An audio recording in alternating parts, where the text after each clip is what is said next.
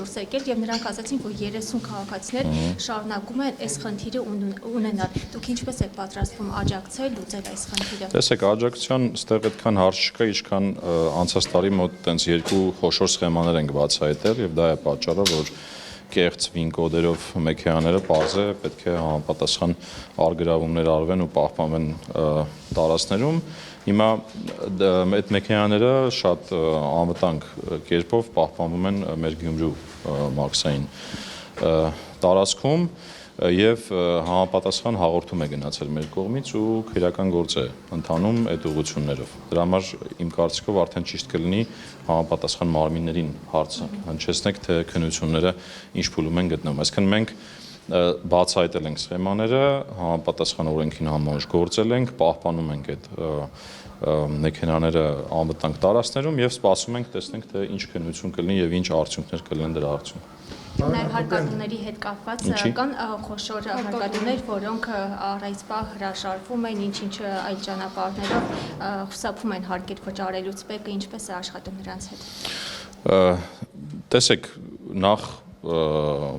խուսափելու դեպքում գոյություն ունի գործիքակազմ,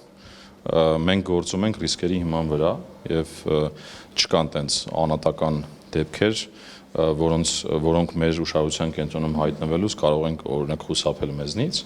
Այդ գործիքակազմը շատ տարբեր է վարչարության գործիքակազմը, ընդհանուր միջև օպերատիվ գործողություններ եւ այս պահին այդպիսի երևույթ չկա, որ խոշոր խուսափումներ լինեն։ Եթե այդպես լիներ, մենք եւ 25 թվականին եւ այս տարի այսպիսի բարձր աճերով մուտքեր չենք ունենա։ Պարոն Հակոբյան, տեսեք, Նիկոլ Փաշինյանը հիշում է կառավարության նիստի ժամանակ խոսել, որ գնաց է հեռախոսային առել ապարիկով ուշքիներ, հետո դրանից անմիջապես հետո ՊԵԿ-ը գնաց եւ այդ խանութը փակեց։ Բայց դա նորմալ չի, որ ապարիկով այդ գիներ եւ ասենք ըստ էության ուղիղ հանգստանալով առանց հասկանալու խորանալու տեղի ունեցածի մեջ ՊԵԿ-ը գործողությունները իրականում մենք այդ բարձաբանումը տվել ենք, միգուցե դուք տենց բանը կետային եք արձագանքում իրավիճակին։ Նախ կառավարությունում վարչապետային ինչ որ հնչեցել է, պարզ է, որ գիտեին, որ կա համապատասխան գործեր եւ այդ ընթացքում, երբ որ այդ խոսակցությունը տեղի ունեցել, կար համապատասխան քրեական գործ նույնիսկ։ Այսինքն քրեական գործի շրջանակում համապատասխան գործողություններ են արվել։ Այսինքն այդտեղ ամեն ինչ իրավաչափ է։ Ինչ վերաբերում է օրենսդրությանը, ապա այո, անկանխիկի մասին օրենսդրությունը մեզ ասում է, որ անկանխիկ եւ կանխիկ գները չպետք է իրարից տարբերվեն եւ հանկարծ չպետք է որևէ տնտեսվարող սպառողին շփոթության մեջ գցի եւ դա օգտագործի օրինակ որոշակի ստվերային վաճառքներ գեներացնի իր կետերում։ Ես նշեմ, որ դա այն կետը չէր, որից մեկնարկեց այդ աշխատանքը եւ մինչ դա եւ դրանից հետո մենք բոլոր ուղղություններով աշխատել ենք այդ անկանխիկի մասին օրենսդրության պահանջը պահպանելու ուղղությամբ եւ եթե դուք հիմա պատտվեք քաղաքով նայեք, կտեսնեք, որ այդպիսի երևույթ չկա կամ եթե նույնիսկ աչքի են գնում մեր ուշադրության կենտրոնում է ու նույնիսկ կայքերն է, որ հիմա ուշադրություն դարձնեք, տեխնիկայի կայքերը, այնտեղ չեք տեսնի օրինակ տարբերակվող գներ։ Այդ բանը վերաբացվել է։ Իհարկե, օրեր է տևել ուղղակի, այսինքն նորմալ է, տեսեք, քննչական այսինքն քրեական վարույթի շրջանակներում, այդ որ ասում եք ՊԵԿ, իրականում այդտեղ կա համագործակցություն, եթե խոսում ենք դա քննչական կոմիտեի տիրույթում արդեն գործողություններ են, մենք ուղղակի համագործակցում ենք, քանի որ մենք ենք բացահայտում օրինակ ներկայացնում եւ իրար հետ աշխատում ենք այդ ուղղությամբ։ Մի քանի օր տևել է ուղղակի հասկանանք թե այդ խնդիրը ինչ մասշտաբ է, գույքագրել ենք ինչ մասշտաբ է իրենց ներկայացնում եւ դրանից հետո թողել ենք որ բնականon գործունեություն ծավալի եւ նշեմ որ տվյալ հարկվճարողը իր վարկագիծը իապես փոխել է դրանից։ Փաշինյանը օրինակ երբ որ շրջաններ էր գնացել, առևտուր արեց, այդ ժամանակ եւս ՀԴՄ չտվեցին եւ քաղաքացին պարզաբանում էր այնքան որ ինքը շաբաթը մեկ անգամ, երկու անգամ է կանգնում, այսինքն խնդիրը կա, առևտուրը մեկ երկու անգամ է անում շաբաթը եւ դրա համար էլ կտրոն չի տրամադրում։ Հիմա այսպեսի դեպքեր քանակը կապ չունի, մեխանիզմներ են մշակվելու, որտեղ Փաշինյանը այդ ժամանակ ասաց, որ մեխանիզմներ կմշակվեն, կհասկանանք ինչ են անելու։ Տեսեք, մեխանիզմ ասածը նախ արդեն գոյություն ունի, այսինքն ցանկացած մարդ, որ վաճառք է իրականացնում, դա արդեն առևտուր է եւ հետեւաբար պետք է գրանցված գործունեություն ունենա, դա նշանակում է, որ պետք է ունենա նաեւ ՀԴՄ սարք, որ համապատասխան առևտուրը իրականացնելուց այդ ՀԴՄ կտրոնը գեներացնի։ Մեխանիզմների մասին ապագայի տեսանկյունից մենք հիմա քննարկում ենք օրինակ առցանց ՀԴՄ-ի համակարգ ունենալը, որ միգուցե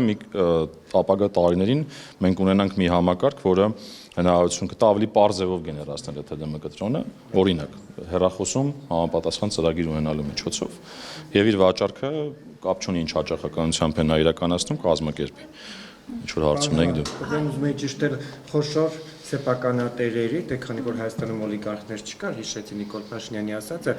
ստուգումներ իրականացվել են, հա, նրանց պատկանող օբյեկտներ կլինեն, խանութներ կլինեն, օրինակ, չգիտեմ, նույն բութուց սուպերմարկետների ցանցում ուսումնասիրություններ վերջին անգամ երբ են եղել, որովհետև օրինակ լինում է, որ բարբերաբար նաև գնումներ կատարելիս նկատվում ենք, օրինակ գնապիտակը ուրիշ է, կասայում արդեն ուրիշ գին է լինում, հրապարակներ էր այդ մասին գրել նաև նույն ութուտի վերաբերյալ։ Դուք ուզում եք ընդհանրապես արձագանքեմ թե ութութին։ Ընդհանրապես ես նշեցի իմ պատասխաններից մեկում որևէ մեկը եթե ռիսկ ունի չի վերիպում մեր աչքից, այսինքն եթե ռիսկը չկա անհատական տարբերակվող մոտեցում եւ մեր մոտեցումը այնպեսին է, որ եթե ռիսկը տեսանք, ռիսկը մեր համակարգերով տեսանք, վերլուծեցինք կամ օպերատիվ տեղեկատվություն ունեցանք, գործում ենք։ Հիմա ինչ վերաբերում է ութութին, ութութը խոշոր ցանցերից մեկն է եւ ընդհանրապես խոշոր ցանցերի հանդեպ մենք շատ ուշադիր ենք եւ այդ տվյալ կազմակերպությունն էլ այս վերջին բացարձակ որևէ կաշկանդվածություն չունենք, ավելին ասեմ, վերջերս մի խոշոր ստուգում ենք իրականացրել եւ մի քանի 100 միլիոնի հարկային, այսպես ասած, պարտավորություն է պոտենցիալ գեներացվել եւ դրա արդյունքում համապատասխան բանակցություններ են իրականացվում կազմակերպության հետ, որ իր պարտավորությունները պատշաճ կատարի։ Որևէ կաշկանդվածություն չունենք։ Միանգամից քրեական գործ կհայտնի։ Հա՞։ Ինչ է։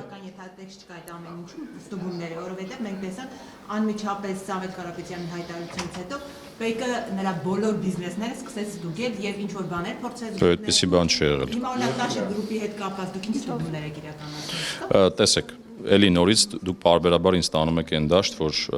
հարցը քաղաքականացնեք, ես ասեմ հարց ստուգումներ եղել են։ Եվ ինչ։ Ասում են ստուգում եք, փորձում եք ինչ-որ բաներ անպայման գտնել, հիմա ինչ։ Չէ, տեսեք, ոչ թե փորձում ենք ինչ-որ բաներ անպայման գտնել, որտեղ կա քաղաքական դրահանգ։ բացարձակ չկա այդպիսի բան։ Տեսեք, այո, տարբեր կազմակերպություններով տարբեր խոշոր բացահայտումներ եղել են,